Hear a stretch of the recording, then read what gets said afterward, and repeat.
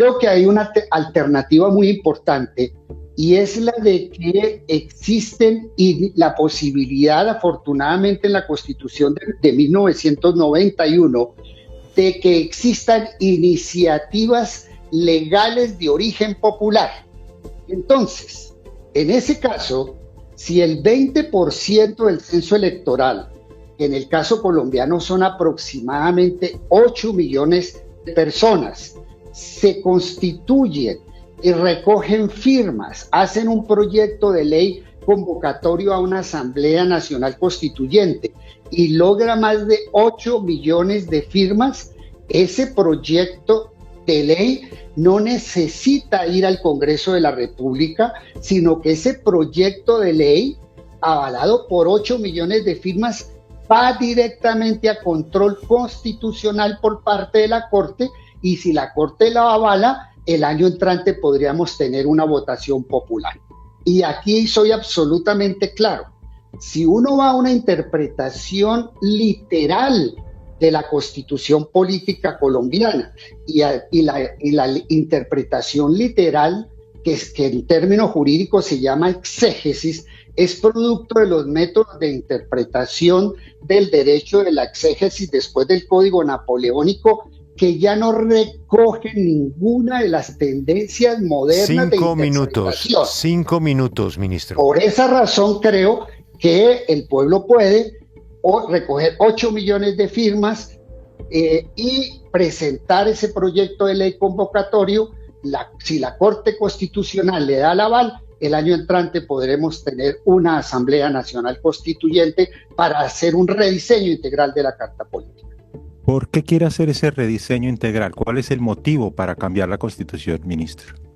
Yo soy un defensor, profesor Gaón, de la Constitución del 91. Es más, tuve el honor de ser magistrado de la Corte Constitucional y ser guardián de la Constitución, y defiendo la Constitución de 1991 porque, entre otras cosas, tiene lo más importante de la Constitución del 91 fue su Carta de derechos fundamentales y derechos sociales. Pero en este momento existe un bloqueo, estamos ante una sociedad bloqueada, una sociedad que no puede lograr grandes avances con el diseño constitucional que hay. ¿Cuál es uno de los grandes bloqueos que tiene la Constitución del 91? Que en casos de discrepancias fuertes entre el Ejecutivo y el Congreso en materia de la realización de grandes reformas sociales, que no son otra cosa que desarrollo de la Carta Política del Estado Social de Derecho, no tenemos mecanismos para esos bloqueos. Uno de los mecanismos de desbloqueo, por ejemplo, es la consulta.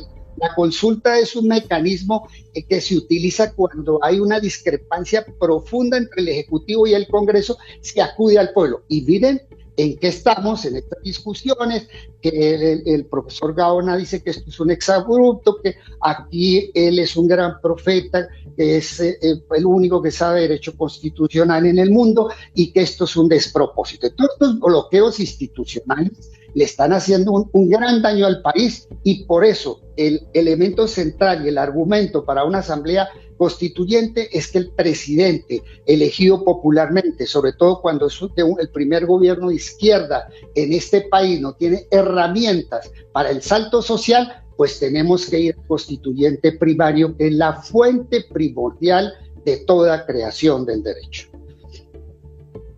Gracias, ministro. Bueno, en mi carrera me han llamado muchas cosas, pero no un profeta, pero le agradezco.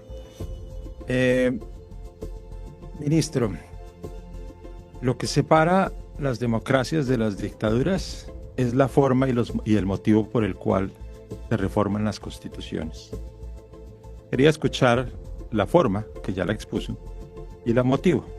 Sobre la forma, ministro. Señor ministro de Justicia y del Derecho de Colombia,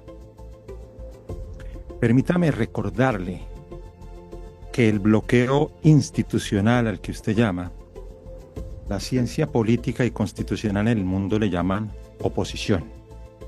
Y permítame recordarle que la oposición es el precio que se paga por tener una democracia.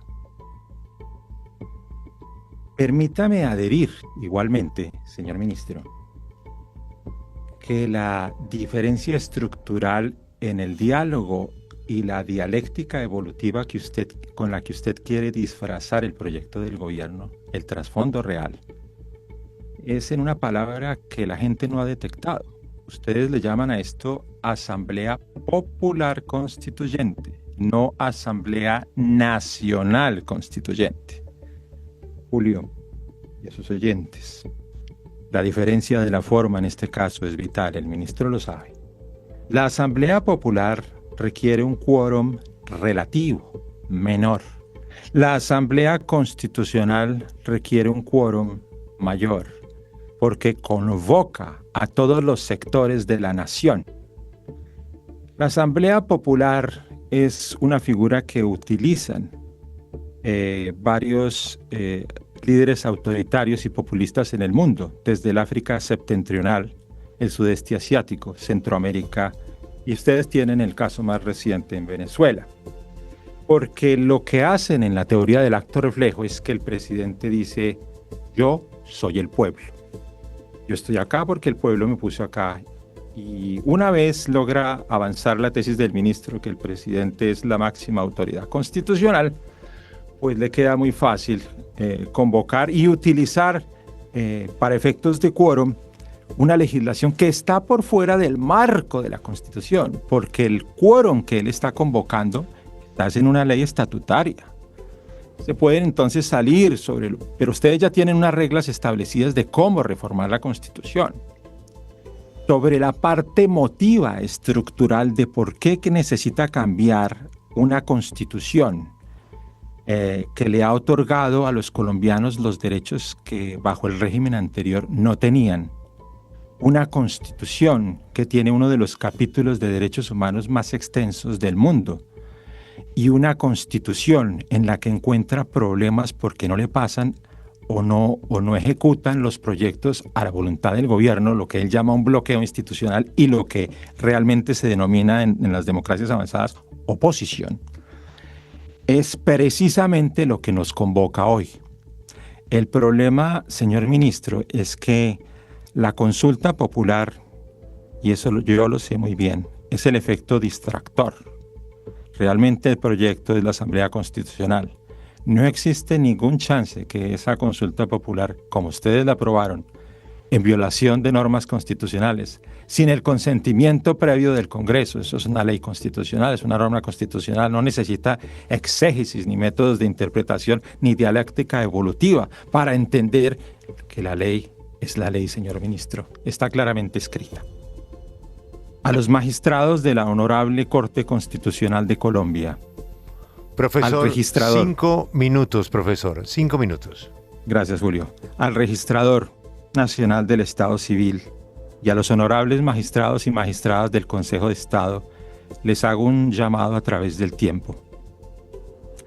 Hay un momento en la historia de cada país donde el carácter de sus líderes se une al destino de esa nación. Ese momento ha llegado, señores magistrados.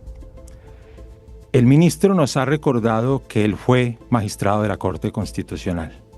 Yo les quiero recordar a ustedes que antes de la Corte del ministro hubo otra corte en Colombia que no seguía la escuela de Frankfurt, ni Habermas, ni nada de eso.